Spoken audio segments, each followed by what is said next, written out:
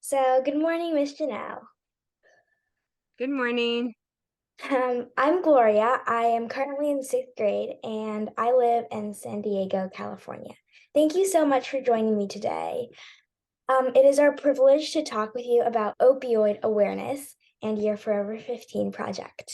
Thank you for having me, Gloria. I'm so honored. I think there are like many people like out there around my age or something who don't really know a lot about this crisis with like all the things about drugs. So we're really thankful that with everything you've been doing.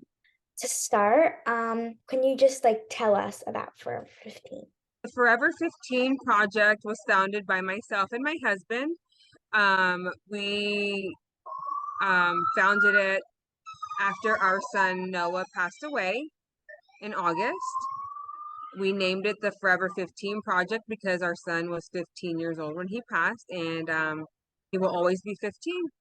So our mission is to spread awareness to mainly right now I focus on children and teens just because it's been hitting our youth.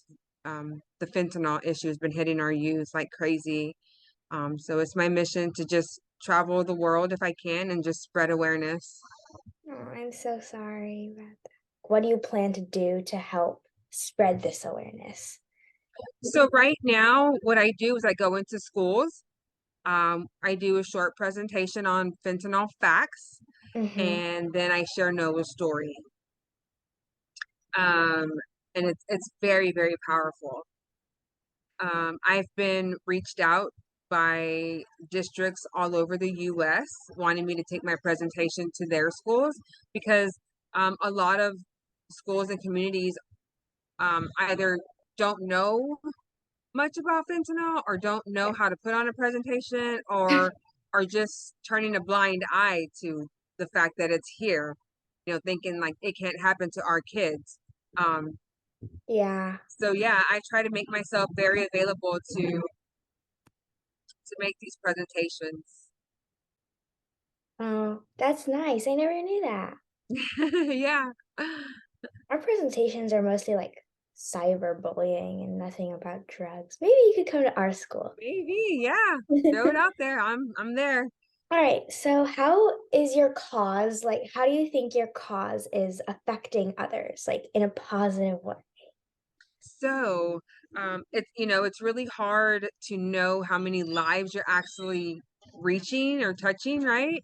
But when I do speakings, especially when I do speakings at schools, at the end, when I get a child come up to me and thank me for being there, and unleash some of the issues that they're going through, I know that I'm making a positive influence on that person's life. And that happens quite a bit. What are the issues usually? Um, a single parent home and just lack of resources. Um, they have a family member who is struggling with drug abuse. I mean, just so many things. I had a young boy, a seventh grader, come up to me and said that his dad passed away in July from meth that was laced with fentanyl. Oh no. Yeah. So I've connected with him and just try to be a, a safe spot for him. Yeah, that's really nice though that people can find someone they can relate to. Yeah. All right. Oh yeah, that brings me to another point. So like from your website, we saw the awareness events. So can you like talk about them or what do you usually do at them? So I'm in like a lot of Facebook groups of people who have lost a loved one to fentanyl. Mhm. And so a lot of people are throwing their own events. And then they ask me, can you put my event on your webpage? Are you able to come to my event and speak? So if I'm not able to speak at their event, I'll just put it on the webpage. If I am able to make it to their event, I'll put it on the webpage and note that I will be speaking there. Oh, Um, I yeah. see. Yeah. All So right. just supporting everybody in general. Yeah, yeah, that's good. So, like, even if it's not yours, you put it on your webpage? Yes, ma'am. Oh, yeah, that's nice. So, are there any special memories from those awareness events? So I just did one Tuesday. Yeah, I Um, saw. yeah, yeah. And it was at an like an alternative school. So Oh. kind of like more of the at-risk type kids. And they were a really rough crowd.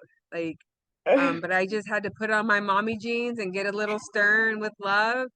And at the end of it, this one particular girl came up to me and asked for a hug. And I said, of Oh. course. And as soon as I hugged her, like she just let it all out. Like she just cried and cried and cried. And I told her in her ear, you know, reach out to me if you need anything. And she said, okay. Well, when all the students left, the principal said that young lady, I mean, is the baddest student here in school. Like all the kids are afraid of her, even the boys. So for her to be touched like that, I mean, had to mean something.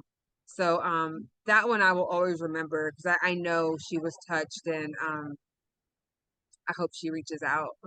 During the whole like working process, were there any challenges? Like, I think the only challenges I came across were people making comments about my son's story, making hateful remarks about me as a parent, um, things I should have done, or you know, but you're always going to get somebody, you know, people are always going to talk, you know. So I had to just um, not read comments. Um, it was tough. I had to like not reply, even though I wanted to. Um, I think that was the toughest thing. But once I just gave it to God and I said, you know, like I'm not doing this for any other reason than to save lives. Um, I just didn't care, you know. yeah, you're like doing nothing wrong. It's Yeah, not your problem. That's so yeah, terrible, though. yeah. Oh, yeah, I heard something else. You were like recruiting people who also had like loved ones who were lost to fentanyl, and they were the ones that helped put up like these billboards or something. I think it was a billboard. So I'm in, you know, like I said, all these Facebook groups. So I've met a lot of other families along the way.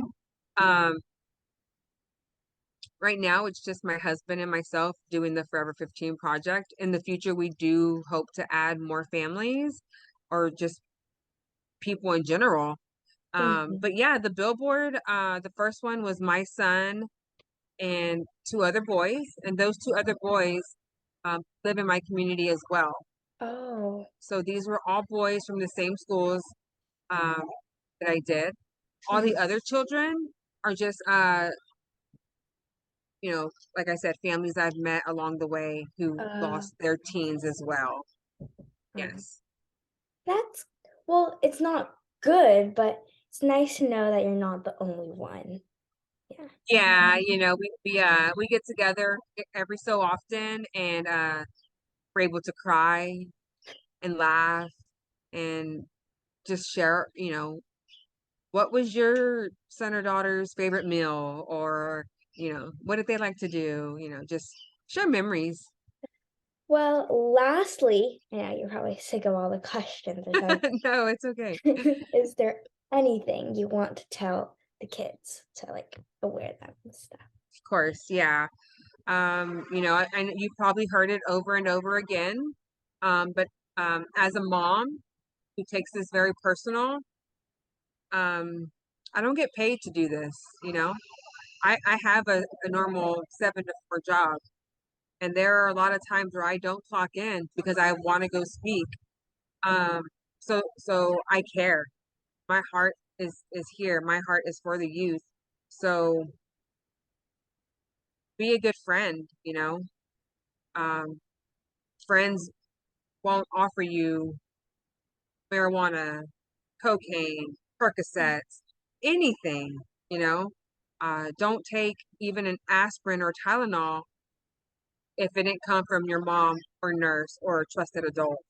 Um, just there's just too many things being altered with. It's not worth it. Um, be a good person. If you know something, say something. Um, I'm sure there's anonymous apps or whatever at your school or community. Use it. Um, just be a good human. Well, that is all. Thanks again for your time.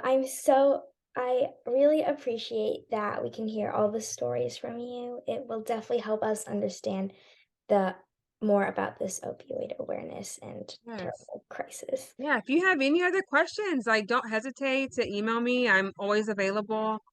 I'm so glad I could finally talk to you. I was like staring at a screen for like 3 hours a day, and then I'm like, this is a person now. Yay. Yeah. Thank you so You're much. welcome. Have a great day. Have a great day.